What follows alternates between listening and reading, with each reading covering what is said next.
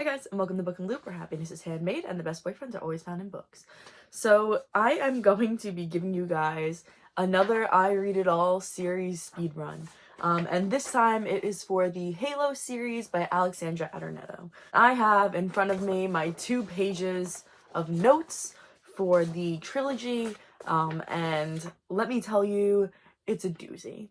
So we are going to kind of just be jumping right into this one. I have a lot to cover and only a little bit of time before I have to leave for work. So we are going to jump right in. So without further ado, let's do it.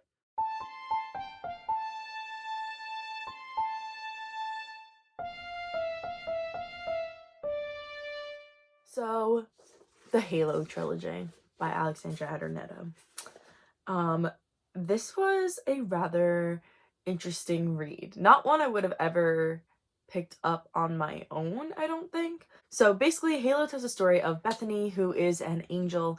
There's been an influx of evil activity on Earth, and so a bunch of angels are being sent to Earth in order to kind of combat that evil spirit that's been causing some chaos. So Bethany and her brother Gabriel and her sister Ivy are sent to the town of Venus Cove, which is in Virginia. And while there, Bethany kind of has these very human feelings. She's very in touch with the humans that are around her.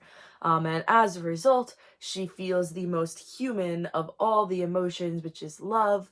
And she feels it towards this human boy in the town named Xavier. And of course, Xavier is human and Bethany is an angel, and so they are not really able to be together. So the series kind of chronicles their challenges in trying to stay together. And mainly that's what it focuses on. It kind of does away with the whole plot of there being like a lot of evil things going on in the town, or in the US or the world in general. It kind of does away with that and kind of focuses mainly on the love story between Bethany and Xavier. So that being said, I would classify this as a paranormal romance. I think that that is the best way to put it. I know a while ago there was a ton of Fallen Angel books that came out for YA. This was one of them. This one was published in 2011, I believe. And then each book, sequentially came out after that. So that I think is going to be it for like the non-spoilery section. I have a lot of notes on this one. I definitely think that if you are going to go into this series, you should go in expecting it to be a very light read. I would say it's really first and foremost a love story before anything else. I did not rate this series overly well. I've touched upon a couple times in my past I Read It All videos that I'm not a huge like straight up romance kind of gal, especially within YA. I don't know why, but I just not feeling it. Like, I don't know. I feel like there wasn't enough of the conflict outside of the 2 main characters' relationships. And so I think that that was kind of like what drove me to being not overly interested in it. So the author, Alexandra Adornetto, wrote this story when she was, I believe, 16, 17, or 18, like within that age range. And the story does read very, very young. You can tell that it's a young voice, a young author that's writing it. I feel like this series back in the height of like the Fallen Angel era would have been like super popular and like super good and intense, but I just felt like for me it wasn't really hitting the spot. It was a little too insta love, not enough of a reason as to why the 2 characters need to be together, and for like I didn't feel like they had that strong of a connection before Bethany was kind of just going against everything that God had put out for her as an angel. She kind of turns away from it very easily for some boy, and I feel like that's like I wasn't convinced enough that these 2 characters should be together. So I think that that's going to be it for the like non-spoiler section, and I have a lot to get through for like the spoilery parts, so I'm going to jump right into that. So if you haven't read the book and you think that you want to, I will say that you should jump off now. And if you have read the book, or if you don't really care about being spoiled, then we will jump into the spoilery section. So without further ado, let's go. So the first book in the series is called Halo, and I felt like this first book was like really slow for a first book. I feel like normally you have the first book in a trilogy, the first book is really fast and like action packed and there's a lot going on, and then usually the second book is the slow book. And then the third one will kind of pick everything back up again. But I felt like that was not the case. The first book I felt like dragged for the most part. I would say the first 60% of the book was just like kind of dragged along. Like I didn't feel like there was a lot of going on. It was mainly just the story between Bethany and Xavier, and it was kind of like just like they were like instantly in love after the first time they saw each other. There was no kind of like resistance from Bethany, being that she's an angel and not supposed to fall in love. She kind of was just like, I'm in love and that's it, and that's the story. And that was like it on that. Like there was no like I have a divine purpose and like I need to go against this. No, like she was just like, yes, I'm in love and that's it. That's all that you need to know. And then Xavier is like, yes, me too. I just feel like it was too insta love for me, and I've spoken previously about how I don't enjoy stories like that. I feel like it literally was just like, okay, like we're jumping right into this. And I think I would have enjoyed it more if there would have been a little pushback from Bethany. At least a little bit, like at least a little. So the whole reason that Bethany and Xavier, like at first, other than her being an angel and like them ignoring that fact, is that Xavier had a girlfriend that was killed in a fire. And so now everyone in the town is kind of like, stay away from him, he's still grieving for his girlfriend. And then like the second he sees Bethany, he's like, what girlfriend? Like, what are you talking about? I don't know what you're talking about. Like, just like a very like, I don't know, kind of dynamic. Like I was like, I feel like this is like a little weird. It kind of like, he's just like very like over dramatic as a love interest. Like everything was like super like dramatic. Like everything that he did was so over the top. Like he was like extremely in love with her, and like he just wanted to protect her. All I could think about was like those goofy friend groups that do like the fake like Secret Service thing. That's like what Xavier reminded me of. Those are like the vibes he gave off for like majority of the book and even the rest of the series. Like he just like has that very like, he's so like overprotective, and I just feel like it's very like strange to me. They're very like forced gender roles in this. Like Bethany's the angel, Bethany's the one who has the powers, and yet she constantly was like damsel in distressing for Xavier, and I was like fun. Like I don't know, I just feel like Xavier was a little too much for me. And I feel like the main issue that I had with Beth as our main character was she was so weak-willed. Like literally just like so like weak-willed with everything. Like she's supposed to be this very pure figure, like this like literal like pure creation, and she just like has like such like weak will with everything. Like Xavier's like, I would really like to do this, and Bethany's like, well, okay. Like it just like was very like she was just like iffy as a character for me, and I feel like that was like part of the main issue that I had with it too. Like she gives no resistance to going against her nature, and I know I brought that up already, but it just like still baffles me that doesn't care about the fact that she's an angel, other than how Xavier's gonna react. Like she's like, yes, I know I'm going against like my creation and like why I'm here on this earth, but at the same time, look at his eyes. Like come on. Like it was just, there was no pushback and no resistance, and I just felt like very like irked, you know. Like you have like Gabriel and Ivy, they are like have a very strong moral compass, but Bethany has none of that, and like they try to guide her and she's just like, I don't care, I'm in love, do. Like it just like I did not agree with her.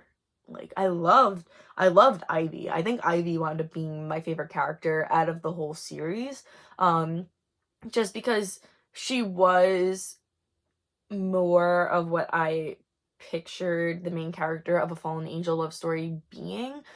She kind of had this gradual warming up to the human world, and she kind of kept herself removed at first and didn't let herself have emotions, but then understood that in certain moments and in certain times it's okay to kind of unleash those emotions. Like if Bethany got hurt or anything happened like that, like she could be protective and she can be very human and compassionate without compromising her divinity. I feel like that was like a very like interesting, like I feel like she was just a very interesting character, and I liked her a lot more than I did Bethany. I felt like it finally started to get interesting once Jake Thorne showed up. I think that he was a very interesting character. You kind of have this very like mysterious guy roll into town, and he's just like kind of there to like mess things up, you know, and like mess around. And I feel like that was where I finally was like, okay, we're getting back to the original plot of this story. Because the original plot, if you'll remember, was that they were going down to Earth because there were like all these demons going out and messing things up. Like, we like abandoned that like 5 pages into the book, and it was so focused on Bethany and Xavier's story that I was like, what happened to the whole like reason that we're here? Like, can we jump back to that? Finally, when Jake showed up, I was like, okay, we're finally getting back to it. And we did. We did for a while. And then book 2 happened. And it was like mainly focused on that plot. I was like, great, this is great. We're back to the original plot.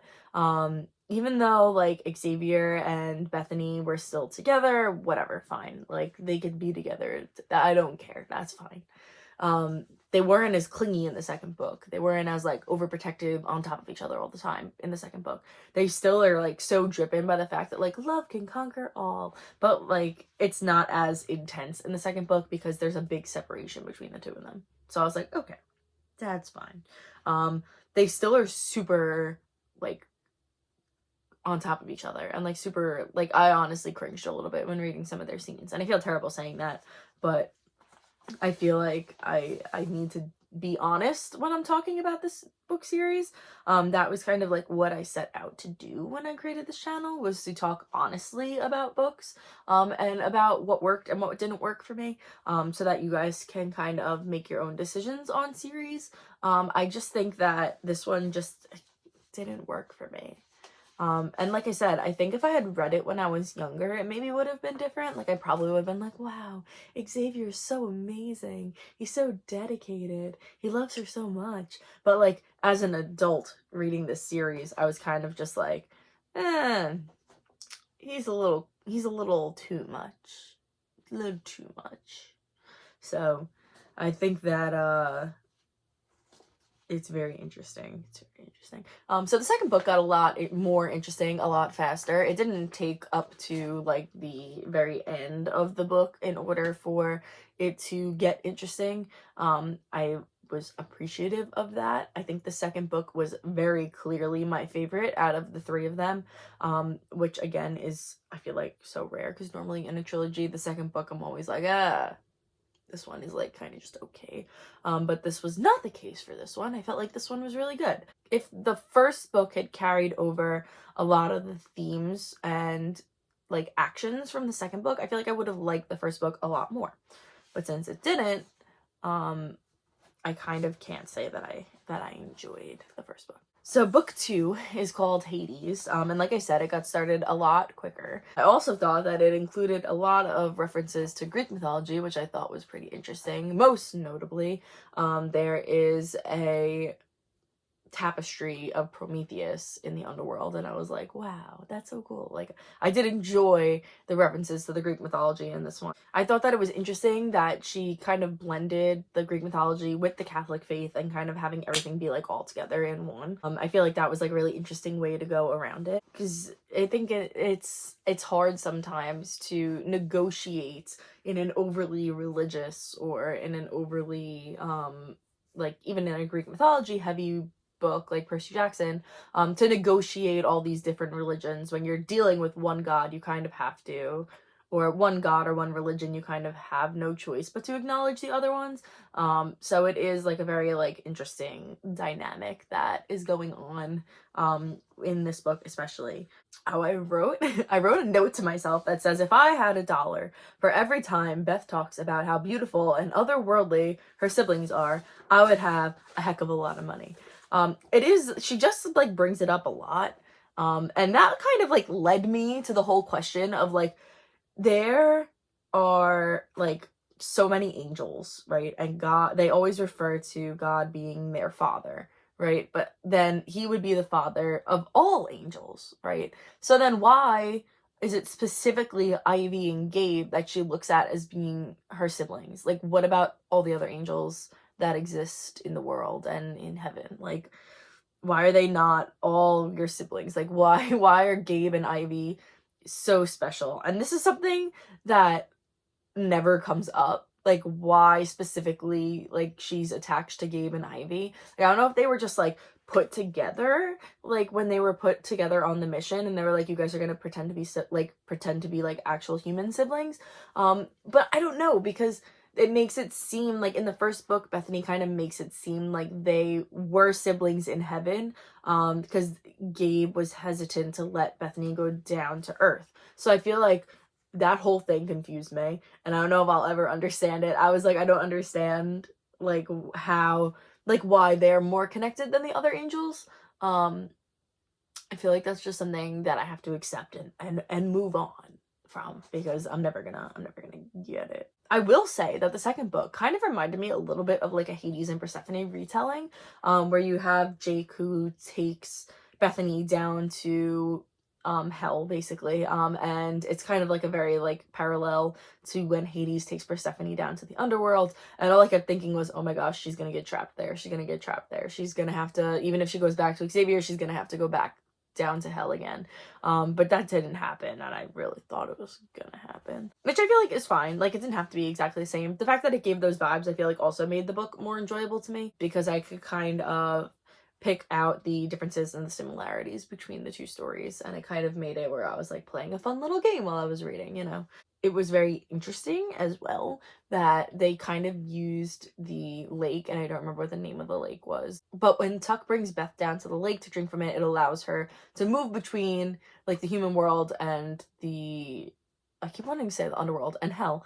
And that kind of like gives us a glimpse into what her siblings and what Xavier and Molly as well are doing. I kind of liked Bethany was an outsider and kind of just observing her siblings and Xavier and kind of giving like that outsider perspective. And I thought it was so cool because you kind of have her as an omniscient presence. And it's very similar to who she was previously before she came down to Earth. And I don't remember if she ever makes that connection when she is like actually like doing the like shifting between planes, but it is like a very interesting like a little connection that I was like, wow, this is like actually like pretty interesting and pretty cool. I thought that the second book like had like a lot of advancement with the plot. I felt like we got a lot more going on with the demon world and kind of seeing like what their plan was. I thought it was interesting. I thought that it was really great. I really enjoyed, I don't know why, the demonic possession scene where Gabe and Ivy kind of go to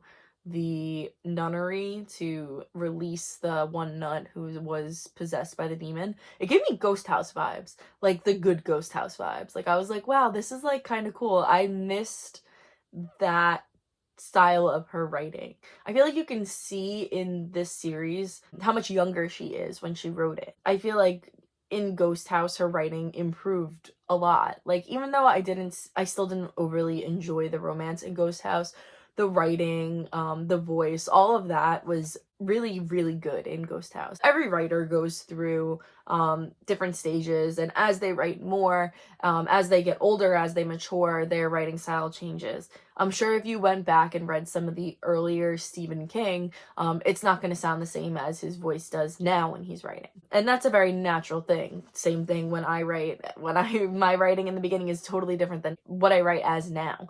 And I think that that's just a very natural thing. She was published really young, and you can kind of see the shift in her voice as she gets older, because she wrote, like I said, she wrote Halo in 2011, and I think that I want to say she was 18. I'm pretty sure that that's how old she was. And then Ghost House came out in 2015, so she was 23 by then. So it's a lot different of a voice. I mean, you have a whole different life experience then.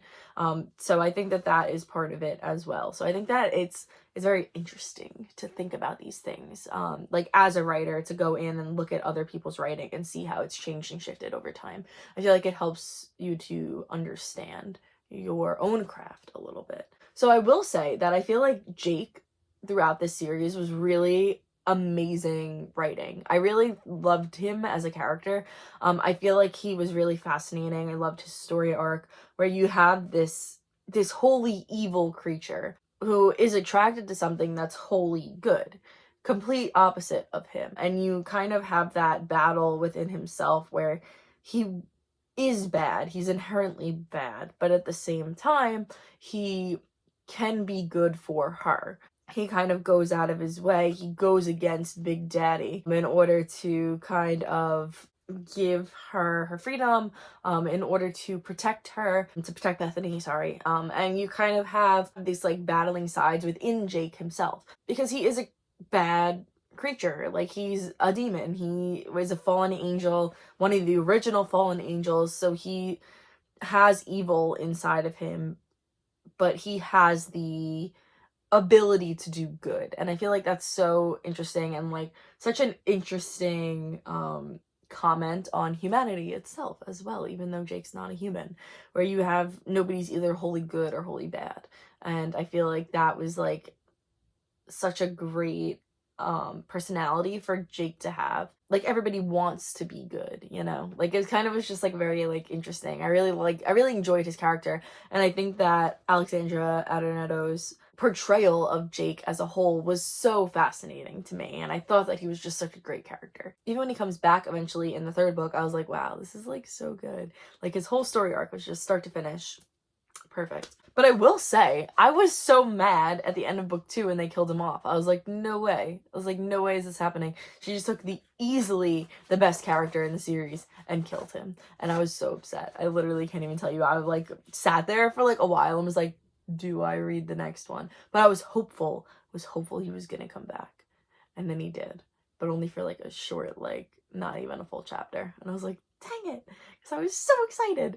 But even so, I will say, though, that the whole scene at the end of book 2 where Jake is like trying to fulfill the bargain with Bethany, I was like, this is so weird. It was just so uncomfortable to read for a teen book, I felt like, or like, I just like, I don't know, like, it was just like an awkward scene. I felt uncomfortable with how Jake was acting, and I was just like, I don't know, like, I can't imagine a teen reading that and being like, I mean, I guess, like, yeah, maybe it was villainous. Maybe that's why. So maybe a teen would read that and be like, Jake is such a villain, you know? But for me, who I always liked the villain character, I was a little disappointed in his actions. I was like, this is, like, a little much. That, it was just uncomfortable. It was just uncomfortable to read. But just fine. Sometimes things you read make you uncomfortable. But I will say, overall, book 2, way more enjoyable than book 1. I really enjoyed book 2 a lot. I feel like if the beginning was a little different in book 2, I could have easily read that as a standalone and been like super happy. Like, so good. Then that brings us to the very, very end of book 2, where Xavier proposes to Bethany and it seems like the sky is going to be falling. I am not a fan of having like a marriage in a YA book. I feel like it's not overly appropriate. I just was very like mad a little bit that they were getting engaged, and then literally like within the first like 20 pages of book 3 they're married, and I was like, oh boy, here we go. And it was very pushed into your face throughout the entirety of book 3. Every 5 seconds, Bethany's like, my husband, my husband, my husband. I'm like, oh gosh, please. It was just a lot. And I feel like book 3 just like completely abandoned the entirety of the plot of book 1 and 2. Like, all of a sudden, it was completely about Bethany and Xavier and them trying to run away from the Sevens, who are like the military basically of heaven, coming after them for getting married when they weren't supposed to be. And I was the whole time like, why like are we just like ignoring the entirety of the plot of the first 2 books? I wanted us to kind of get more. I thought maybe they were gonna like go to war against the demons, but that did not happen even like a little bit. Like, very briefly, Bethany's like, oh yeah, we're fighting a battle on two fronts, but you like only there's one little scene where Lucifer takes over Xavier's body and that's it. And then that's it. Like we don't go beyond that. Like it's just kind of like abandoned the entirety of that plot line, and I was kind of just very upset about it because I like when things are neatly tied up with a little bow, and we did not get that for that original plot line. But what we do get is a whole lot of Xavier and Bethany being on the run to try and outrun heaven, and a whole lot of chaos. I felt like Xavier was a completely different person in this book. He loses all patience for everything. He's very, very like short-tempered and awkward, and I just like did not enjoy his character in the last book. I felt like he was like super clingy and awkward in the first book. Then in the second book, he redeemed himself. And I was like, okay, this is fine. Like, he's fine. And then in the third book, I was just like, so over him. Like, I was like, whatever. Like, I don't even care anymore. Like, he just was like, so like rude, I felt like, and he was like just like not acting like himself, I guess. Like he was always like so respectful of the fact that like Bethany was an angel and they had to go with what God's plan was and like all this different stuff. And then the third book he's just like, whatever, I just want to marry you, I don't really care what anybody else says. Like, so what if heaven smites us? Like, we'll be fine, we have each other. And then he's just like so grumpy like the whole book, and I was so done with him. I was like, no, I was like so done. And then you kind of have them like being like on the run. They're hiding from the Sevens, which are like the military soldiers of heaven, and heaven can see all, so obviously they're gonna be found no matter where they go.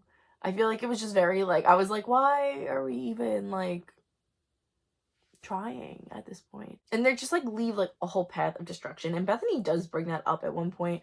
I think Xavier does too, that there's like a whole path of destruction that like follows them, and like people are dying, and like they want it to be where they're not gonna get caught because they don't want people to be dying in vain. I also don't understand the whole like YA obsession during that time period with like fake incest. Like you have this, you have well, the main one that I could think of is like the Mortal Instruments series, where you have like Clary and Jace. But it's just like, I don't know, I don't get that. Like I just feel like it's very like a very strange thing that a lot of YA books include. It's like the fake like brother sister dating thing. Like I'm always like, I feel like we don't really need this. I feel like it was not necessary. Feel like it was like trying to be for like comedic purposes, but I was like, this is like a little weird. And Bethany's friends are always like super weirdly bold in these books. Like you have Molly, who constantly is like, your brother's so hot, I want to date your brother. And then you have her roommate when she gets to college, who's like, wow, your brother's like, your fake brother Xavier is like so hot, and like I want to date him. Can you get his number? What kind of girls is he into? Like no one like is that bold. Like if like none of my friends have brothers, I don't think. Like I could never imagine going up to one of my friends and being like, your brother's hot, I want to date him. Like I just feel like the friends are like weirdly bold in this. Like it just like, I don't know, threw me for a loop. And even then you have like Molly, who is like obsessed with Gabe, and I feel like even after she knows he's an angel, like she needed to like slow her roll and like cool down in this one. She just like, everything is just so extra with her, and I did not enjoy her character that much. That might have been the one thing me and Xavier got along on, was that we both did not overly enjoy Molly's company. I did think it was great. I thought that it was, we were, like I said, I thought we were getting back to the original plot of the book when Lucifer possessed Xavier. I was like, wow, this is like, we're getting back into it. We're getting right back into the demons are coming to take over the earth.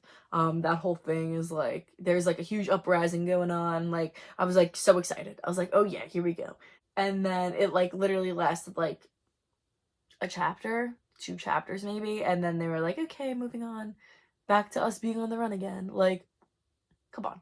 And then you have the whole Molly plotline with like her guy that like she was engaged to that was in the cult. Like I was like, oh, this is interesting. I feel like this is something to do with the demon thing. But then it literally was like, nope, Molly almost joined the cult. Okay, everybody back to Venus Cove, done.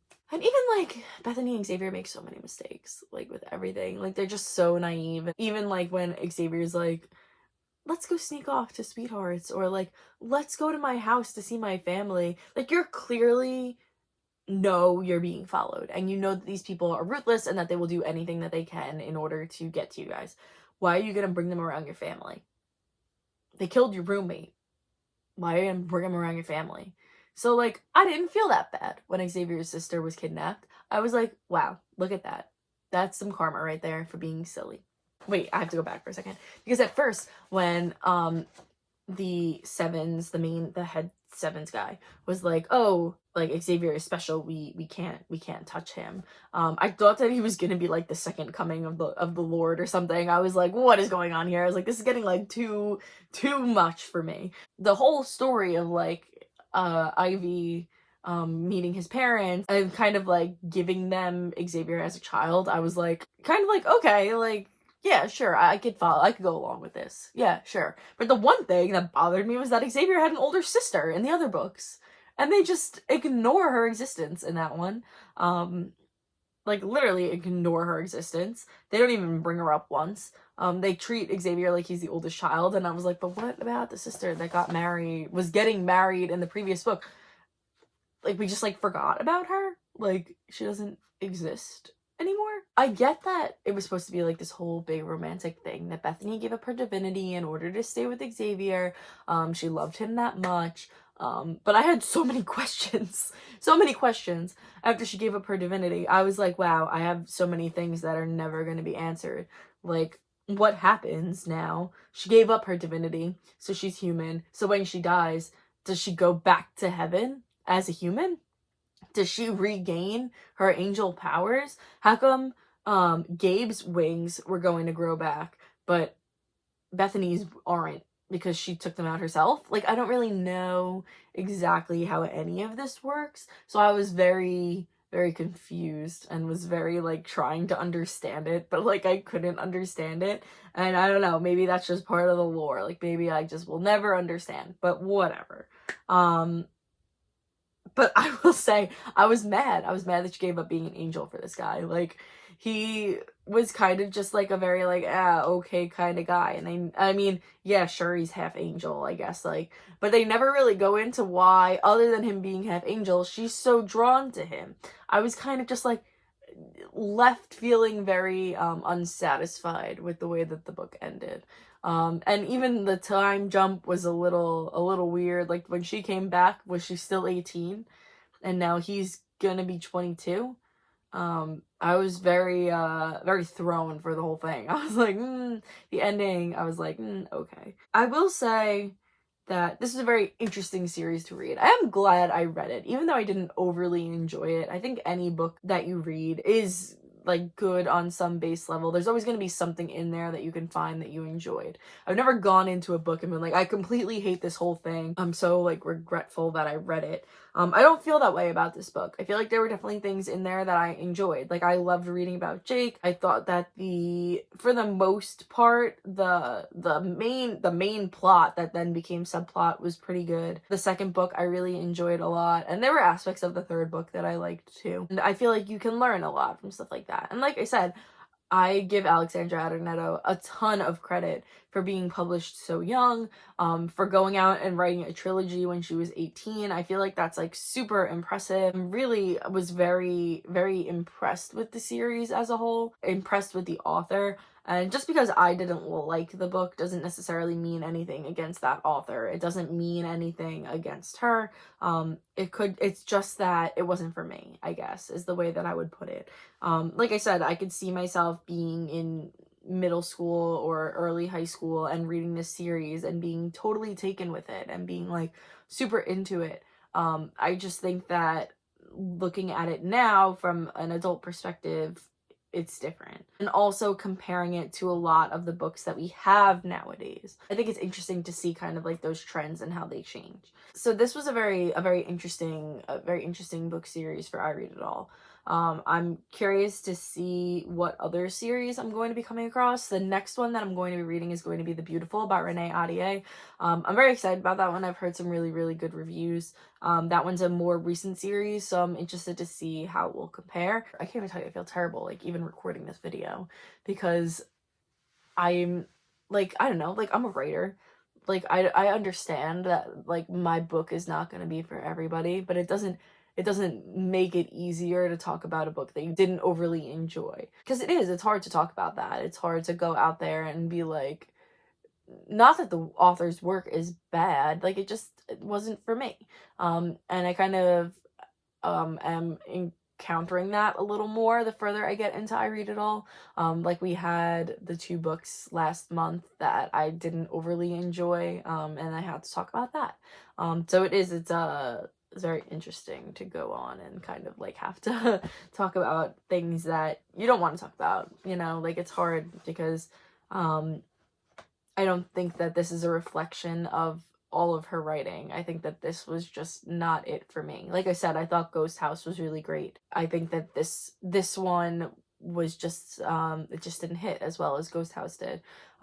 Doesn't mean that I would never read her books again. If she came out with a new book, I would totally read it. Because you could see as she wrote more, the books got better. Reading books like these, it's an interesting look at a writer's life, and it's an interesting look at your own writing as well, like I said, because you kind of get an idea of, okay, like, this is where she was at this age, and this is who she became, and this is the kind of writing that she writes now. So I like being able to see the shift in an author's writing from their earlier works to their newer works. I kind of wish I had read Ghost House second, and read the Halo series first, but since I was going in alphabetical order and they were, like, 1 letter swapped, I didn't. But I think that I would definitely say that Ghost House was really strong writing for her.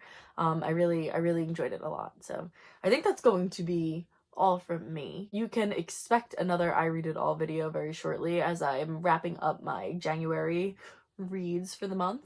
So I will briefly discuss the Halo Trilogy within that video, and then the 2 other books that I read so far, and then we will eventually go on to The Beautiful by Renee Ahdieh. So I think that is going to be all from me. Like I said, feel so guilty recording this video. Like I said, set out to be honest, and so I'm doing my very best. So that's going to be all from me. I hope you guys were okay with this video. I won't say enjoyed it, but I hope you were okay with this one. And I will hopefully be talking to you guys soon. So happy reading.